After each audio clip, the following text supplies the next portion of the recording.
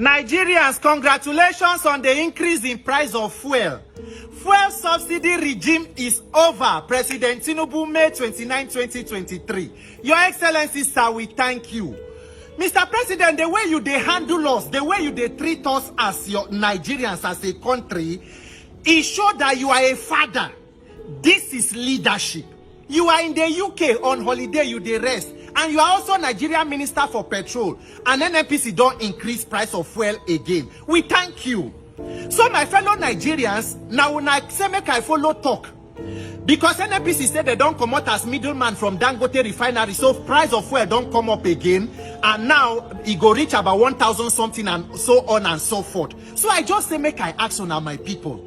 So we as Nigerians, we fit buy fuel for up to 1,000 something without complaint. So as a people, we fit live with fuel at 1,000 something. Nobody protests, nobody talks. Save Nigeria, no occupy Nigeria. Everybody accept. That is, we don't accept and we don't understand fuel subsidy, everything. So as Nigerians, we get understanding like this. We get patience. We get, we get understanding with government. So now only Jonathan government will be no get understanding with. We fit buy fuel for 1,000 without complaint, but we be no fit buy for 140 naira under Jonathan in 2012. And remember, say the major problem why I don't tell una about this subsidy issue, not be about say we dey pay fuel subsidy. The major problem about the Nigerian fuel subsidy regime is the corruption and criminality in the subsidy regime.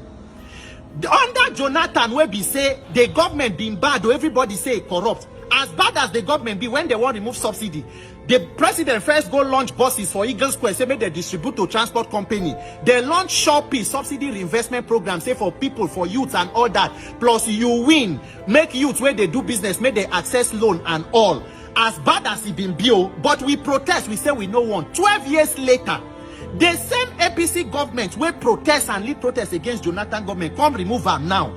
The question where we they ask since we say the money from the subsidy, where they go? Is it possible say the thing where they do with this removal of subsidy not to remove the corruption from the cabal where the petroleum sector come put the money for the pocket of politicians? Because I tell when I say the thing where Nigeria they suffer today is the ghost of the Buhari presidency. The Buhari government is the mistake that should never have been made. Buhari had no business with governments.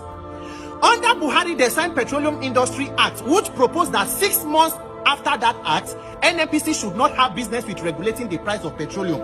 Fuel subsidy is supposed to end since February 2022. Immediately the thing won't end. The then Minister for Petroleum, Timi Prisiva, run go National Assembly, go demand for 18 months extension.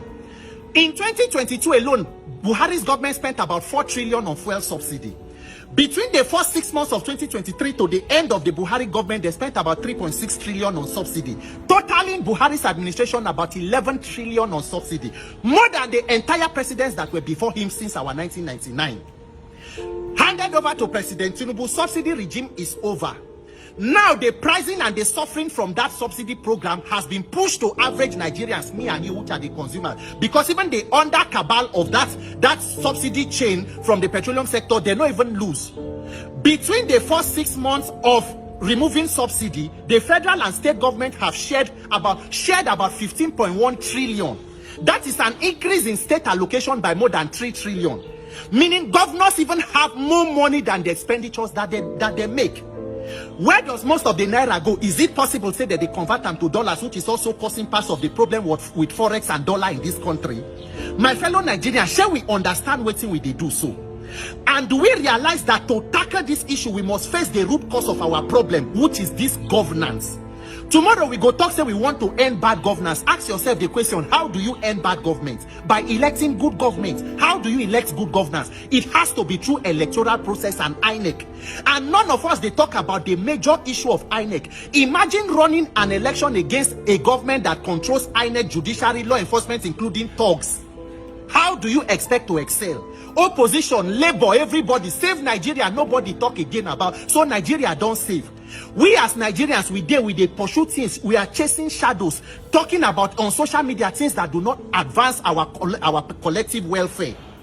That is why I'm calling on anybody who be activist, anybody who get voice. We must come together to see how we want to fix this issue of governance.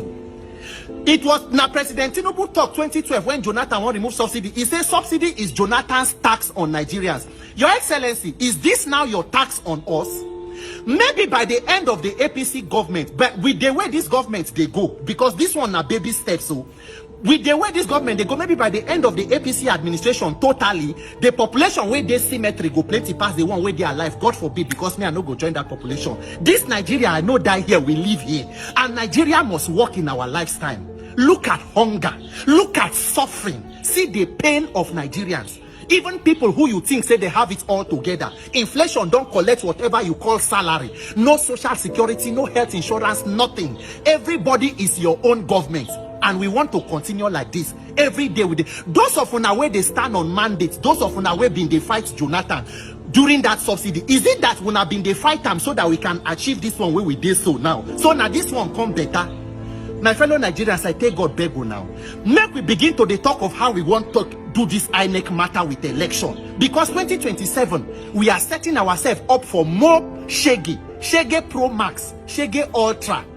The dying body of Nigeria where they intensive care, instead of us to hand them over to trained medical professionals, may they save them, we don't hand them over to organ harvesters. The small parts where still they are stealing them and harvesting it.